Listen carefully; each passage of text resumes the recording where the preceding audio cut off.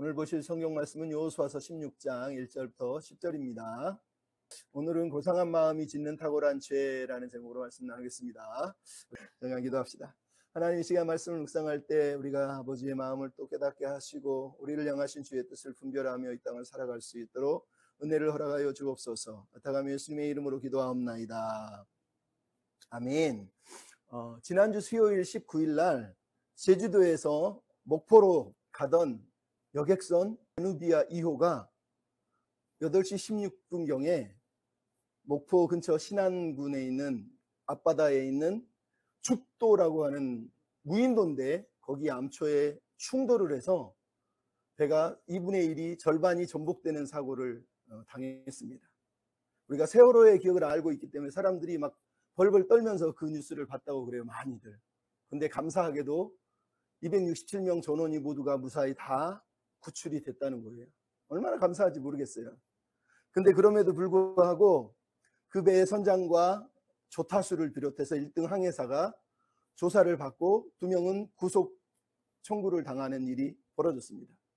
왜냐하면 제주도에서 목포로 향하는 이 여객선이 죽도 해변을 지날 때는 원래는 자동 항법 장치를 켜고 가도 되는데 그 해협만큼은 수로가 너무 좁아서 자동 항법 장치를 켜고 가면 안 돼요. 그때는 자동 항법 장치를 끄고 수동으로 전환을 해서 그 해협을 통과해야 되는 거예요. 그게 규정이에요.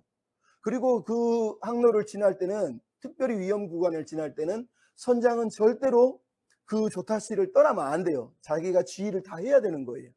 근데 조사를 해보니 1등 항해사는 그 시간에 핸드폰을 보면서 뉴스를 보면서 전침을 해야 되는데 그 전환을 하지 않고 그냥 계속 뉴스를 보고 있었다는 거예요. 선장은 그 자리에 있지도 않고 딴 데 가서 딴 일을 하고 있었다는 거죠. 그러다가 딱 10m 앞에서 그걸 발견했는데 이미 늦은 거예요. 그러니까 배가 그냥 직진을 해가지고 그 무인도 죽도 암초를 그냥 부딪혀서 충돌을 한 거죠. 큰 일이 일어날 뻔했다는 거죠. 근데 저는 이 뉴스를 보면서 물론 세월호의 기억에 대한 아픔도 있었지만 이 사고가 결국은 안전불감증 얘기인데 그 이유 중에 하나가 뭐라는 거예요? 사람들이 너무 자만하고 너무 교만했다는 거예요. 왜? 자동 항법 장치라고 하는 것을 너무 믿고 있었던 거예요. 그러니까 얘가 알아서 하겠지. 당연히 수동으로 돌려야 되는데도 불구하고 그냥 자동 항법 장치에 기대가지고 수동으로 돌리는 것도 잊어버리고 그냥 그대로 가다가 이 큰 사고가 일어났다는 거예요. 얼마나 안타까운 얘기입니까? 근데 제가 이 말을 하는 이유는 우리 신앙도 그렇다라고 저는 생각을 합니다. 많은 사람들이 신앙생활을 하는데 마치 자동 항법 장치를 켜놓은 것처럼 살아가요. 제가 말하는 자동 항법 장치는 은혜라는 것을 말합니다. 은혜의 지상주의. 그러니까 모든 것을 하나님의 은혜가 다 책임진다. 은혜면 다 된지라고 이렇게 생각하는 겁니다. 그래서 모든 것을 그냥 은혜로 덮는 거예요. 자기가 잘못을 하고 죄를 지어도 나쁜 짓을 해도 은혜 그러면서 은혜로 다 그냥 덮어버리려고 한다는 거예요. 근데 여러분, 성경이 말하는 은혜는 절대로 무책임한 것을 말하지 않습니다. 은혜는 우리의 죄를 조장하지도 않고 우리의 태만을 조장하지도 않아요. 사도 바울이 했던 말이 뭡니까? 우리가 무슨 말을 하리요? 은혜를 더하려고 죄에 거하겠느냐? 그럴 수 없느니라. 죄에 대하여 죽은 우리가 어찌 그 가운데 살리요? 라고 얘기합니다. 즉 하나님의 은혜는 우리가 변화되어서 새롭게 살 수 있는 힘과 능력을 얘기할 때 그걸 은혜라고 그러는 거예요. 근데 수많은 교인들이 은혜를 마치 나는 죄 지어도 돼, 애가 아무렇게 살아도 돼, 하나님의 은혜니까, 어차피 구원 받았으니까, 어차피 천국 갈 거니까 이러면서 마치 자동 항법 장치를 켜놓은 것처럼 나머지 인생은 하나님이 나를 이끌어 줄 거야. 그리고 그냥 마음대로 자기 인생을 살아버린다는 거예요. 얼마나 비참하냐는 거예요. 여러분, 은혜는 공짜도 아니고 은혜는 우리가 막 살라고 얘기하는 게 아니에요. 케네스 칼더라고 하는 분이 은혜가 무엇이냐? 은혜란 사람을 치유하고 용서와 화해를 주고 변화시키는 하나님의 임재와 능력이다, 이렇게 얘기했습니다. 즉 하나님이 임재하시는 곳에는 새롭게 하고 변화시키는 하나님의 능력인 은혜가 언제나 있다는 거예요. 무슨 말이에요? 은혜는 변화시키는 능력이다라고 정의를 한 거예요. 성경을 보면 디모데후서 2장 11절 14절에 뭐라고 되어 있냐면 모든 사람에게 구원을 주시는 하나님의 은혜가 나타나 우리로 경건치 않은 것과 세상 정욕을 다 버리고 신중하고 의롭고 경건하고 이 세상을 살게 하셨고, 그가 우리를 대신하여 자신을 주심은 모든 불법에서 우리를 속량하시고 우리를 깨끗하게 하사 선한 일에 열심을 내는 친 백성이 되게 하려 하심이라 라고 이렇게 정의를 하고 있어요. 즉 하나님이 주신 은혜는 우리를 경건하지 않은 것, 세상적인 정욕을 다 버리고 의롭고 신중하고 깨끗하게 하나님의 백성답게 선한 일을 위해 살게 하시는 것이 하나님의 은혜의 목적이라는 거예요. 심지어 사도 바울은 고린도 전서 15장 10절에서 뭐라고 그럽니까? 내가 나된 것은 하나님의 은혜로 된 것이니 이 은혜가 헛되지 아니하여 내가 모든 사도보다 더 많이 수고하였다라고 얘기합니다. 즉 은혜가 뭘 했다는 거예요? 은혜는 나를 더욱더 하나님을 섬길 수 있는 수고를 할 수 있는 그런 힘을 주었다라고 얘기하는 거예요. 그러면서 사도 바울이 뭐라고 그래요? 내가 한 것이 아니오 오직 나와 함께 하신 하나님의 은혜다라고 이렇게 은혜를 정의하고 있는 겁니다. 예수님은 그래서 요한복음 14장 15절에 뭐라고 해요? 너희가 나를 사랑하면 나의 계명을 지키라 라고 얘기합니다. 너희가 은혜 받았으니 내가 사랑하니 너희들이 이제 네 마음대로 살아. 성경은 이렇게 말씀을 하신 적이 없다는 거예요. 그런데 우리는 교회 다니면서 희한하게 교인들은 은혜, 그냥 모든 것을 은혜로 다 덮어버려요.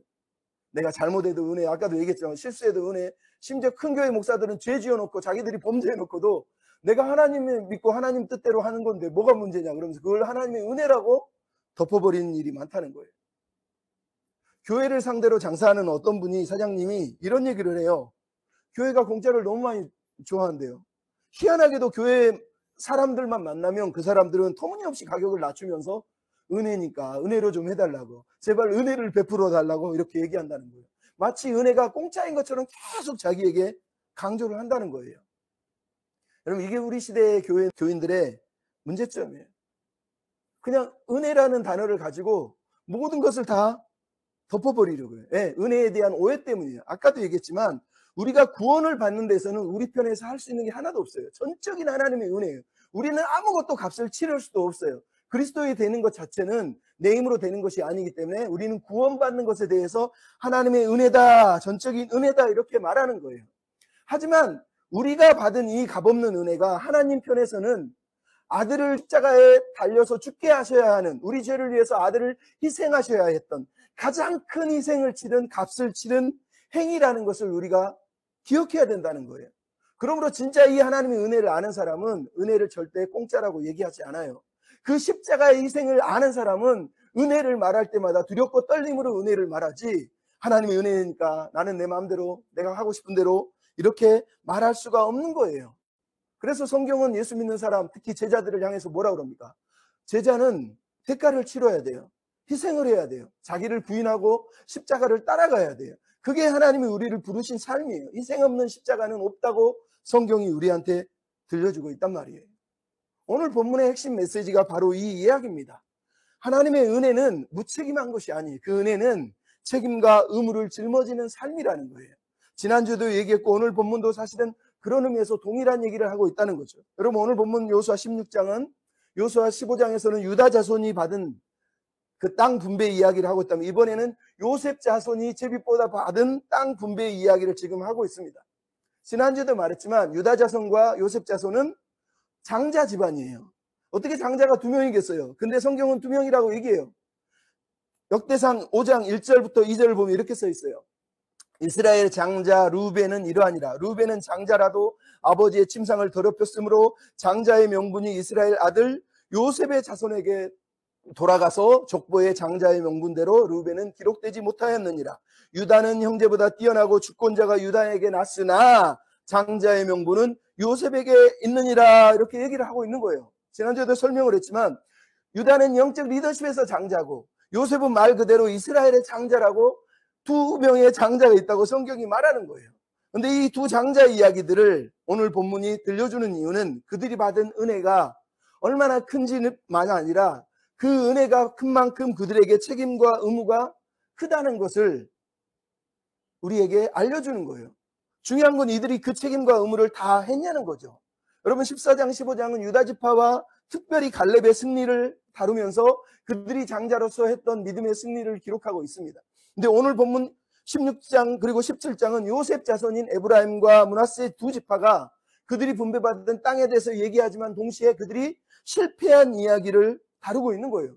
즉 유다와의 승리와 요셉 자손의 실패를 통해서 요셉 자손들이 왜 실패를 했느냐, 그 이유가 바로 믿음의 실패였다라는 걸 우리에게 깨닫게 하려고 이 이야기를 지금 16장 17장에 들려주고 있다는 겁니다. 근데 흥미로운 건 저자가 에브라임과 므낫세 지파라고 얘기하는 것이 아니라 그 시작을 요셉 자손이라고 말하고 있다는 거예요. 즉 요셉을 의도적으로 강조하고 있다는 거죠.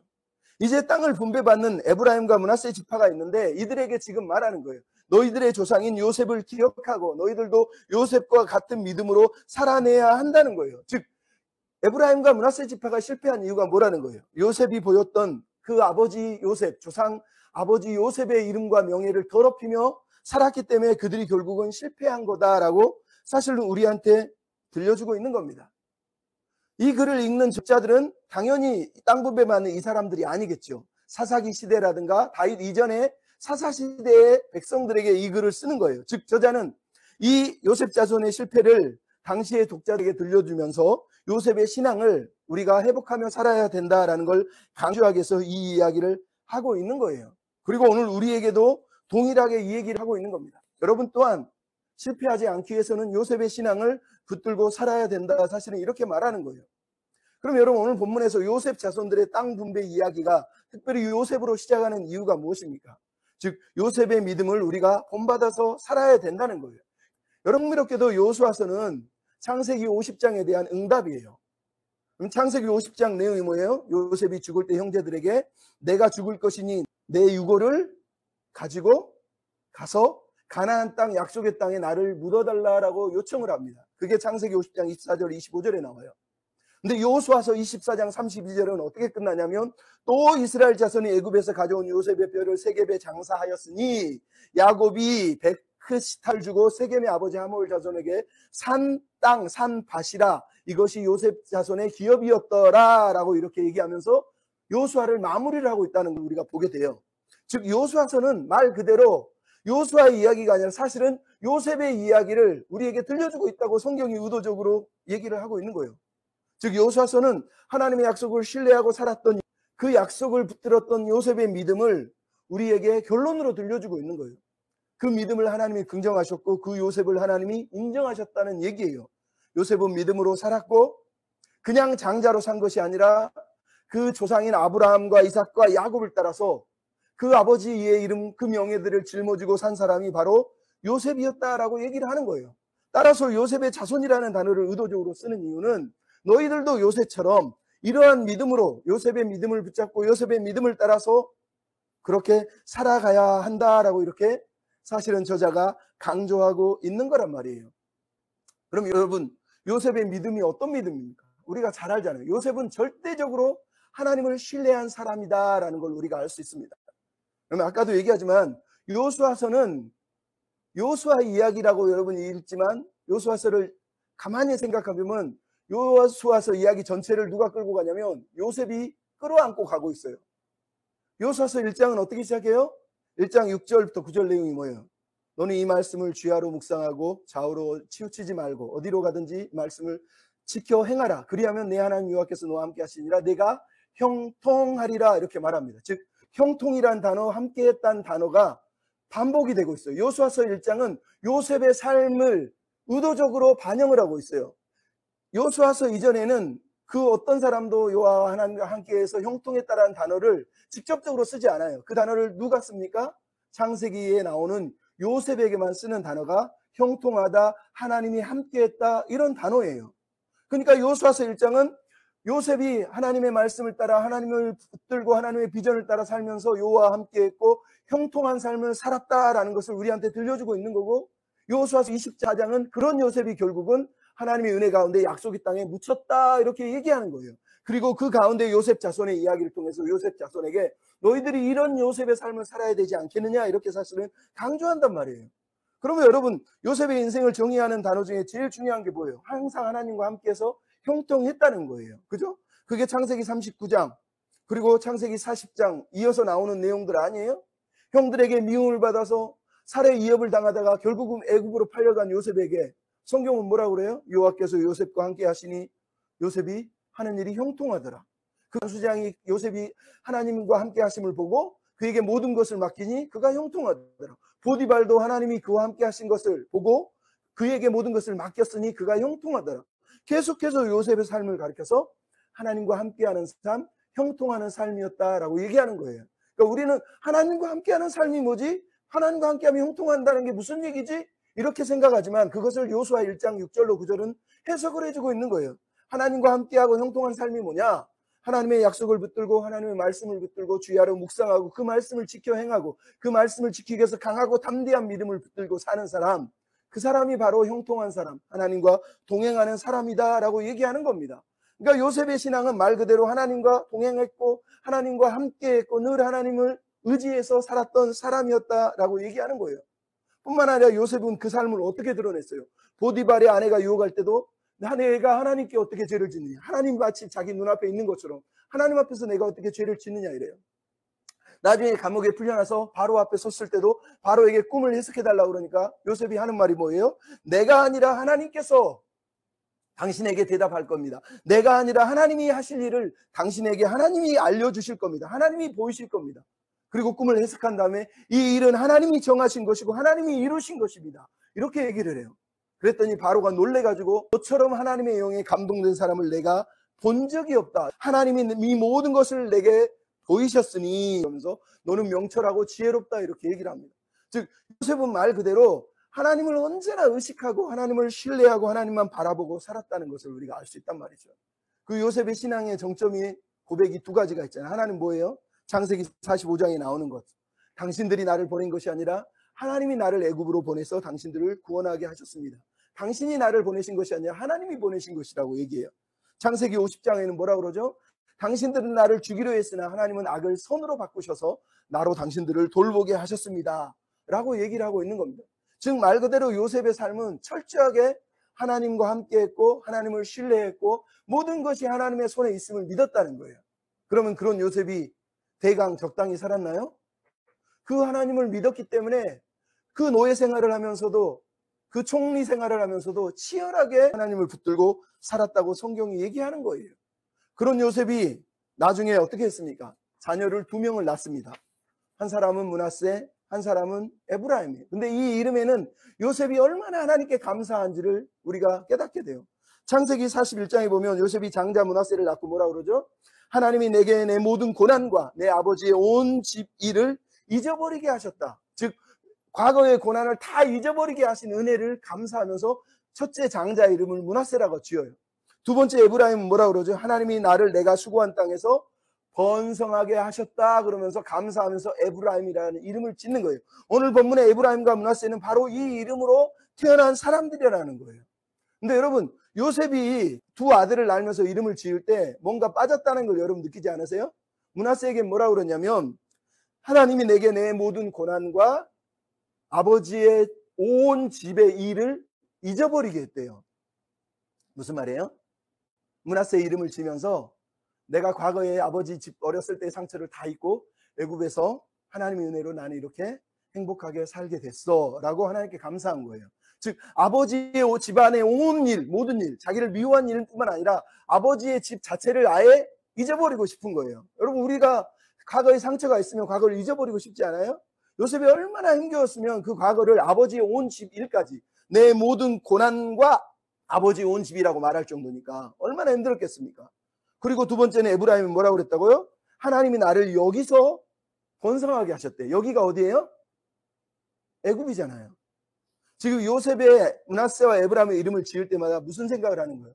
하나님이 나를 애굽에서 과거의 일을 다 잊고 여기서 행복하게 그리고 번성하게 살게 해주셨다라고 말하면서 하나님께 감사의 고백을 하고 있었다는 거예요. 근데 이 요셉의 고백에 뭐가 빠져 있는 거예요? 분명히 은혜의 고백이지만 약속의 땅에 대한 소망은 전혀 이 고백 속에 들어있지 않다는 거예요. 근데 여러분 이 요셉이 급격하게 변화되는 사건이 일어나요. 그게 뭐예요?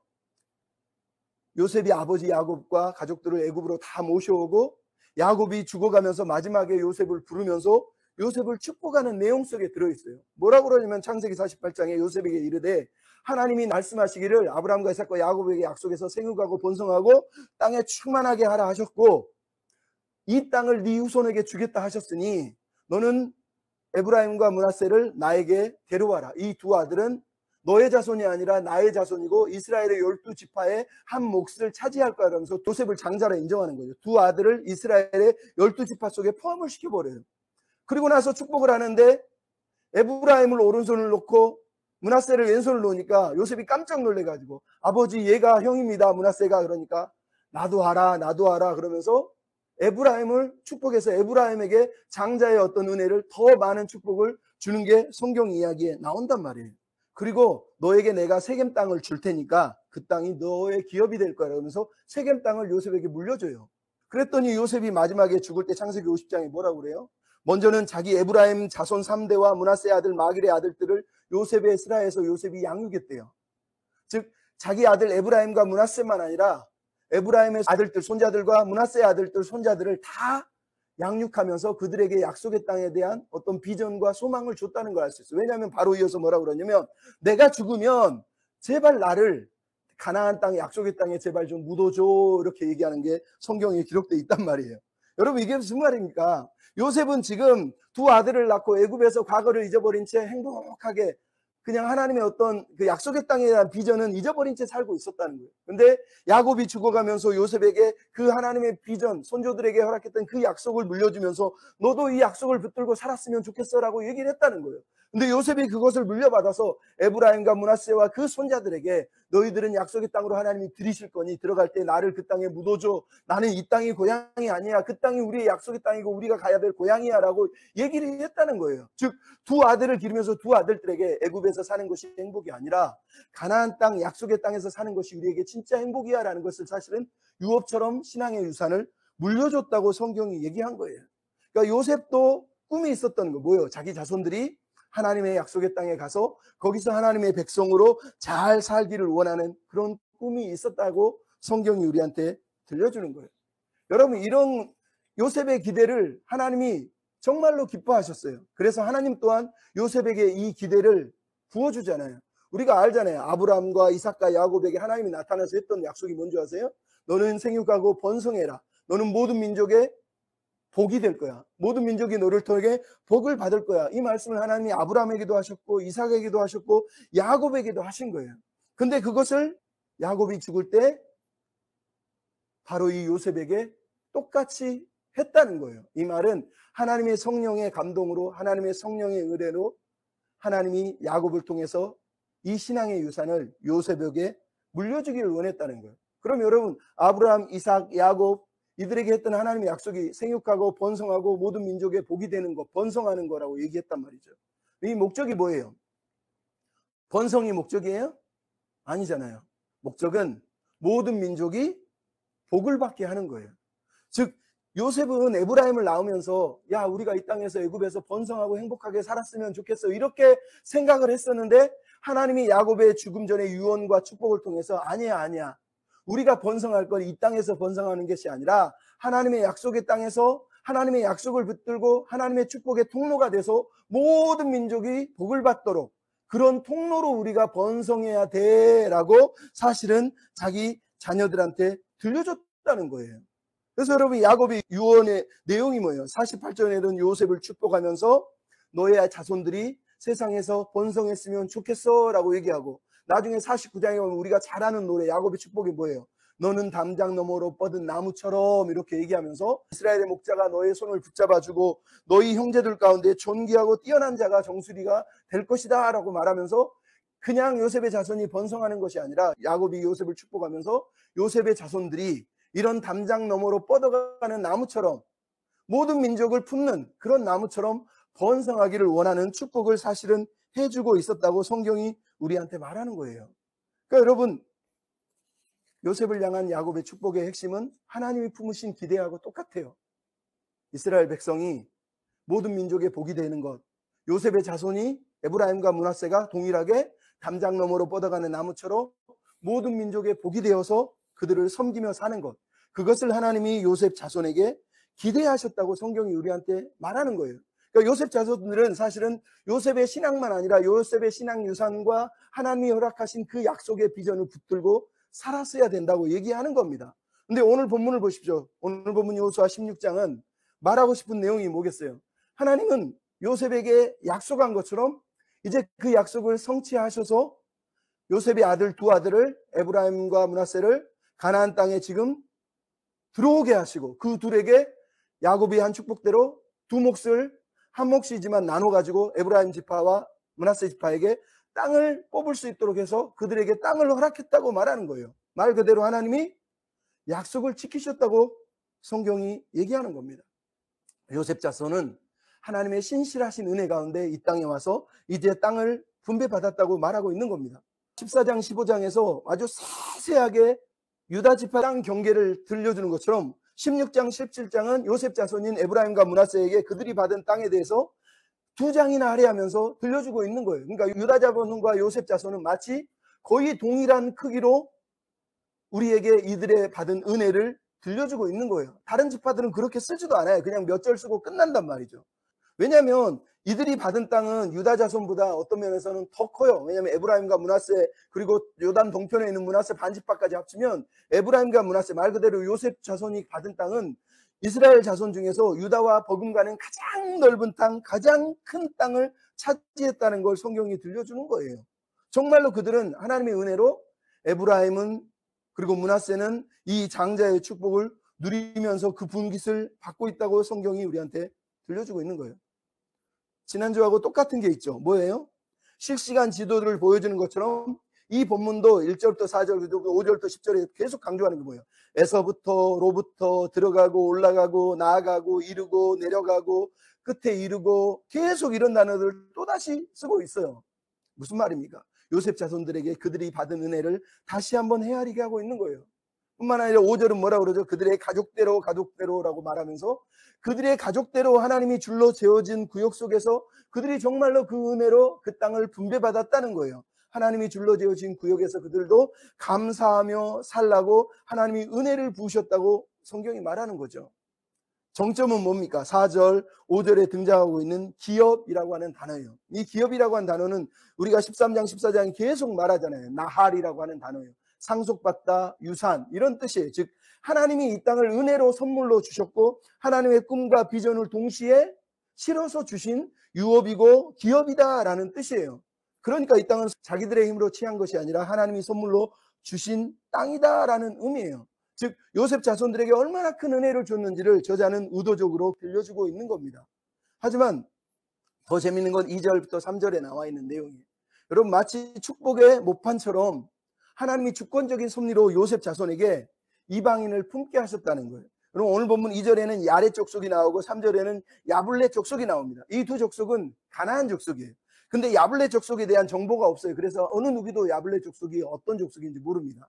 근데 야레 족속에 대한 정보는 있어요. 야레 족속은 함의 후손의 후손이기도 하고 그리고 이방인 가나안 족속인 건 당연할 뿐만 아니라 나중에 사무엘하 15장에 보면 다윗의 충신인 후세, 여러분 후세 들어봤어요?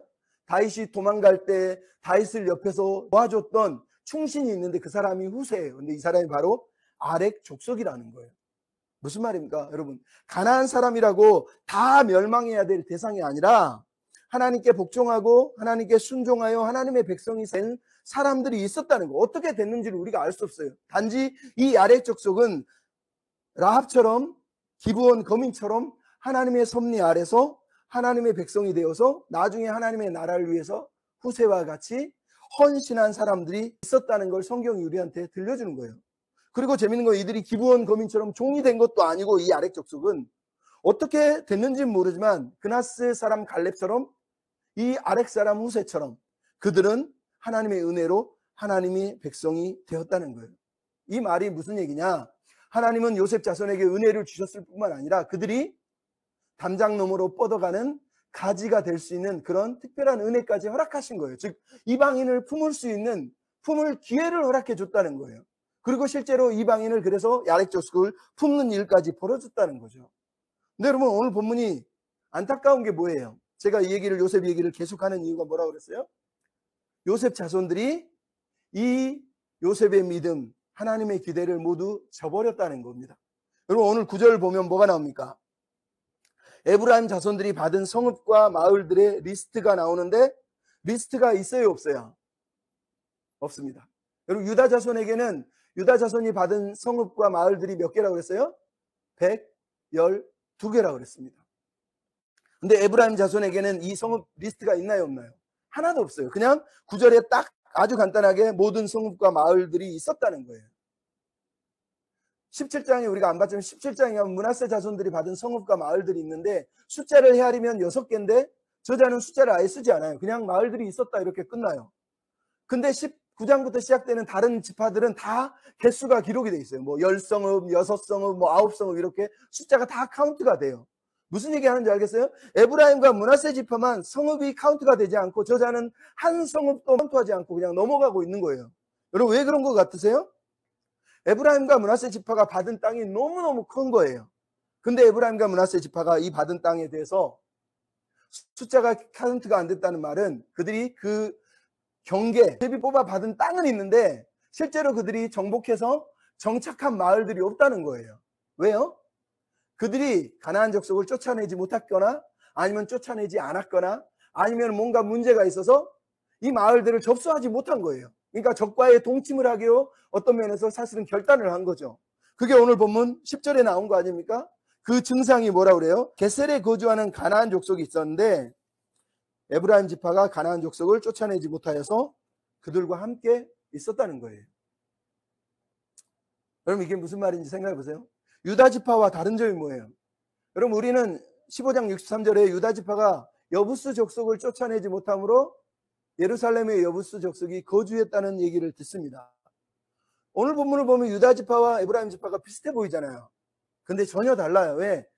유다 지파는 여부스 족속을 쫓아내지 못했지만 오늘 본문에 나오는 에브라임 지파는 이들을 쫓아내지 못한 것이 아니라 쫓아내지 않았다는 거예요. 왜요? 여러분 이들은 쫓아낼 수 있었어요. 그만큼 힘이 있었다는 거예요. 증거가 뭐예요? 그들을 노예로 삼았대잖아요. 여러분 힘없는 사람이 누구를 노예로 삼아요? 못 삼잖아요. 힘이 있으니까 그들을 노예로 삼은 거예요. 다른 얘기하면 그들을 쫓아낼 수 있었고 하나님의 말씀대로 진멸할 수도 있었고 다른 일을 할 수 있었는데 에브라임 지파는 그렇게 하지 않기로 결정을 했다는 거예요. 그들을 자기의 노예로 삼기로 결정을 했다는 거예요. 즉 하나님의 기대와 요셉의 명예를 저버리고 가나안 족속과 살기로 타협하고 합리화했다고 얘기하는 거예요.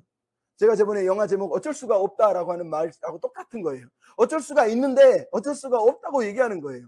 어쩔 수 없다는 어쩔 수 없는 거예요. 선택이 없어요. 근데 어쩔 수가 없다는 말은 어쩔 수도 있는 거예요. 근데 그거를 어쩔 수가 없었어요라고 계속 항변하는 게 지금 에브라임 지파가 하고 있는 내용이에요. 그들은 제비 뽑아서 받은 땅 너무 컸어요.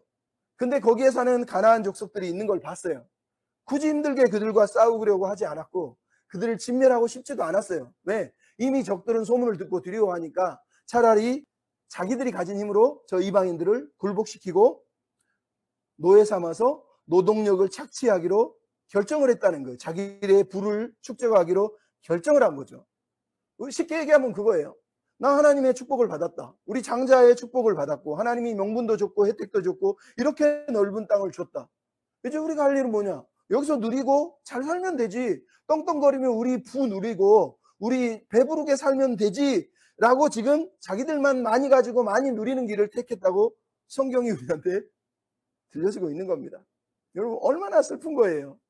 하나님은 그들이 푸성한 나무가 되고 담장을 넘어가는 나무가지가 돼서 이웃을 품고 섬기거나 이러기를 원한 거예요. 근데 이들은 지금 뭘 한 거예요? 자신들의 왕국을 만들었다고 성경이 지금 말하는 거예요. 하나님의 은혜와 소망으로 나누어진 기업을 자신들의 왕국으로 변질시킨 거예요. 하나님의 비전은 줘버리고 내 꿈, 내 비전을 붙들고 저 사람들 노동력 착취해서 내 부 채우고 내 사역 늘리고 내 영역 늘려가면서 자기 배를 채우고 있었다고 성경이 우리한테 얘기하는 거예요. 이게 얼마나 슬픈 거예요.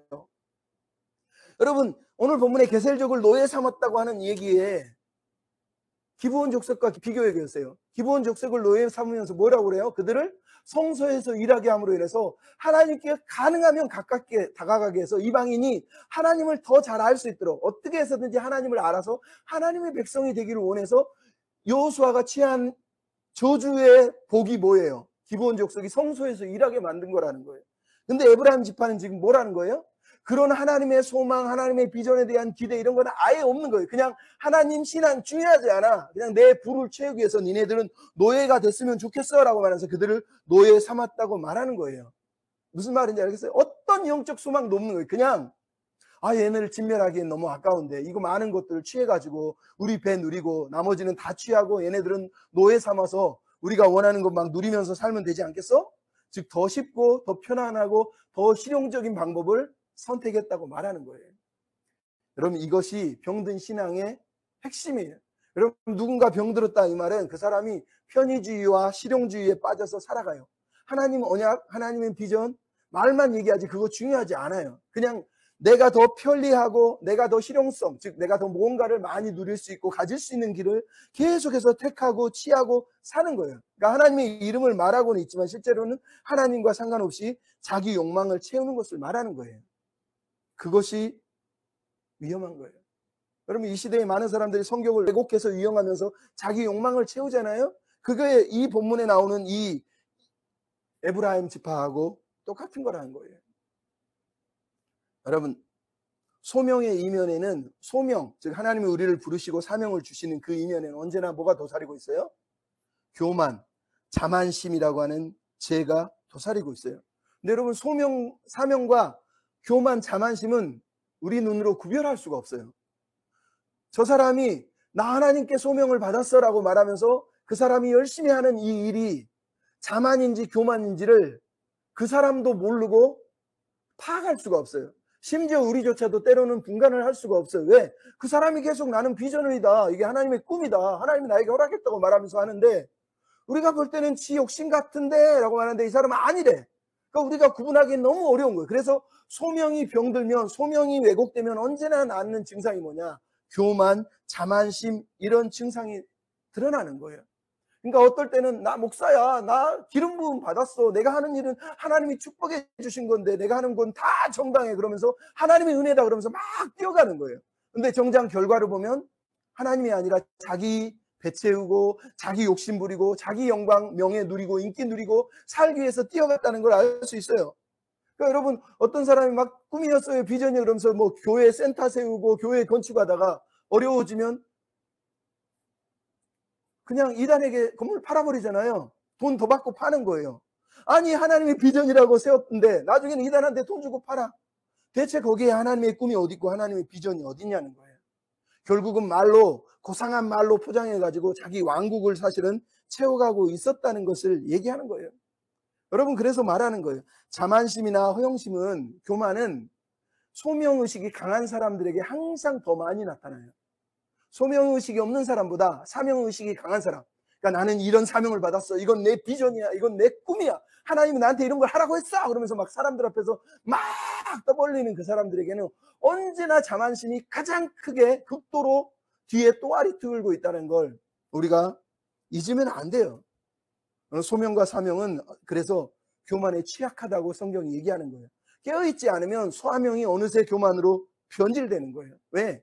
교만은 우리에게 최고의 목표, 사명에 다다르기엔 가장 빠른 길을 우리한테 알려준다고 항상 우리를 유혹하거든요.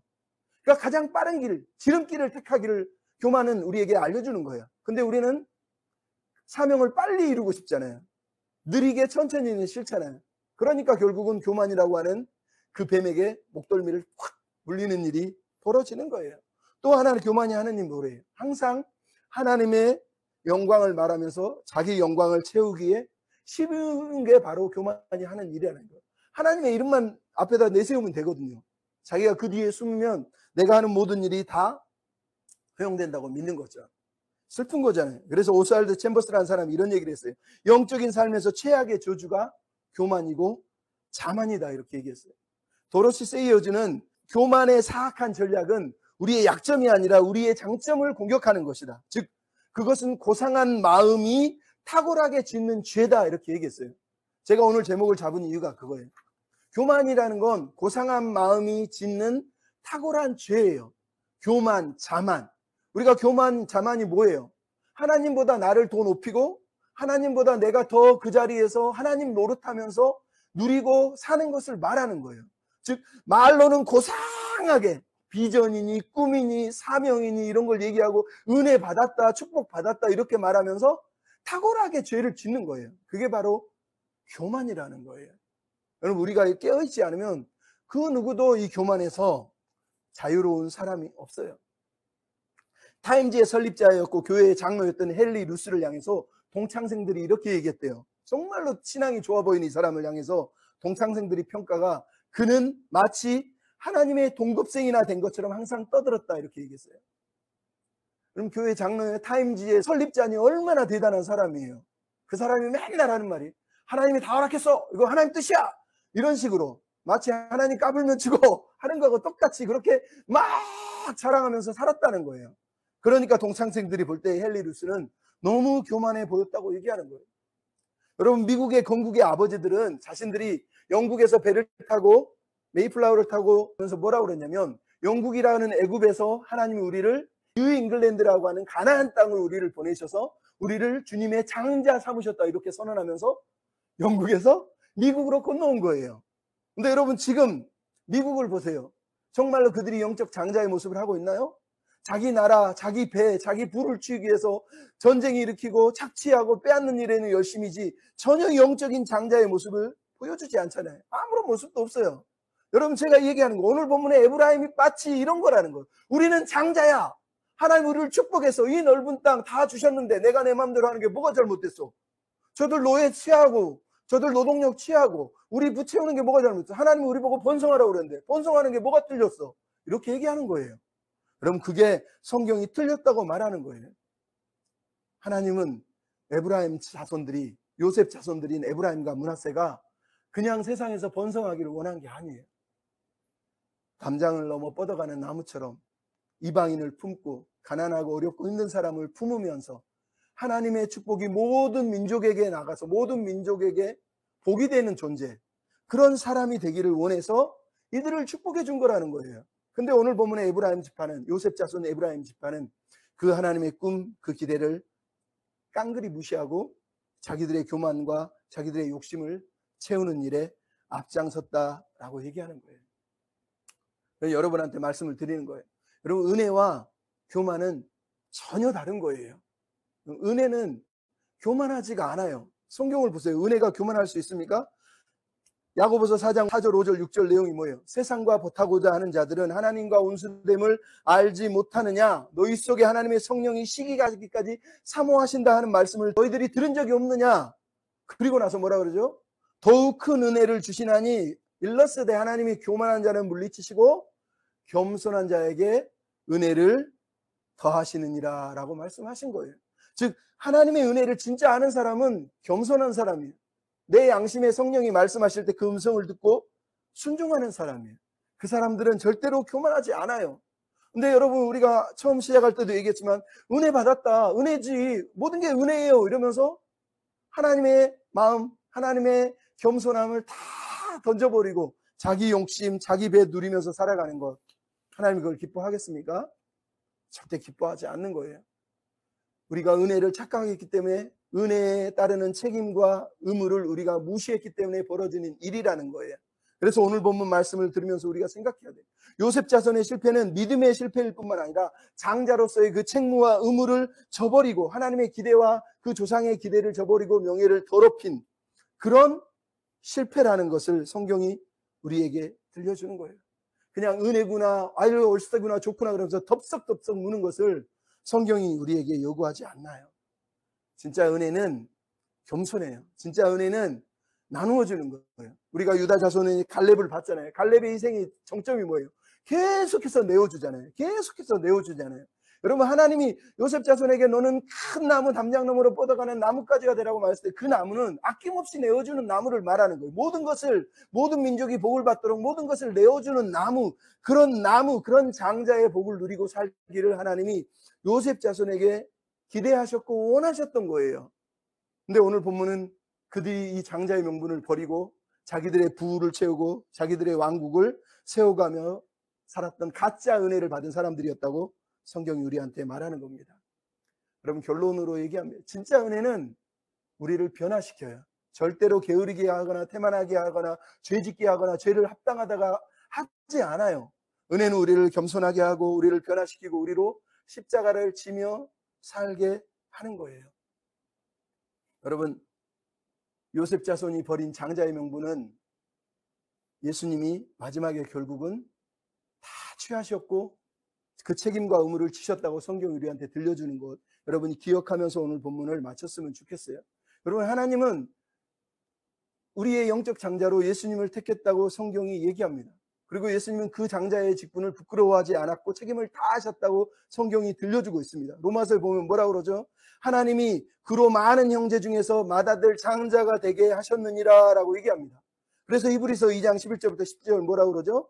그가 우리를 형제라 부르기를 부끄러워 아니하시고 그도 우리와 같은 모양으로 우리와 같이 형제들과 같이 되어서 시험을 받아 고난을 당하셨은즉 시험 받는 우리를 능히 도우실 수 있느니라 라고 얘기하면서 히브리서가 예수님이 장자의 명분을, 장자의 책임을, 장자의 의무를 다 하셨다고 결론을 내리고 있어요. 요셉 자손들이 버린 그 장자의 책임과 의무를 예수님이 다 짊어지신 거예요. 뭐 하려고요? 모든 민족이 복을 받게 하시려는 거예요. 그래서 예수님이 십자가라고 하는 세상에서 가장 큰 나무에 오르셔서 담장 너머로 뻗어가는 가장 큰 나무까지가 되어주셔서 우리를 다 품어주신 거예요. 우리를 종 삼기 위해서, 노예 삼기 위해서 그분이 오신 것이 아니라 우리를 죄의 종, 죽음의 종에서 해방시켜서 우리 죄를 속량하고 우리가 하나님의 백성으로 하나님을 의지하며 살아가게 하시려고 그 야곱의 축복에 그 담장 너머 뻗어가는 나무가 되어셔서 우리를 형제라 부르시고 우리와 같이 되시고 그래서 우리를 위로해 주시고 우리를 도와주시고 우리가 축복의 삶을 살 수 있도록 그늘이 되어주신 분이 바로 예수님이다라고 성경이 우리에게 마침표를 찍어주고 있는 거예요. 즉 우리는 이 요셉 자손의 이야기를 듣고 예수님을 비교해 보면서 우리가 어떻게 살아야 될지를 오늘 결단을 해야 됩니다. 우리가 이 예수님의 은혜를 기억한다면 우리도 예수님의 부르심을 따라서 주님이 살아내신 것처럼 주님을 닮기 위해서 또 주님처럼 섬기고 위로하고 도우며 그늘이 되는 길을 찾아서 살아가는 그런 저와 여러분이 다 되셨으면 좋겠습니다. 아멘.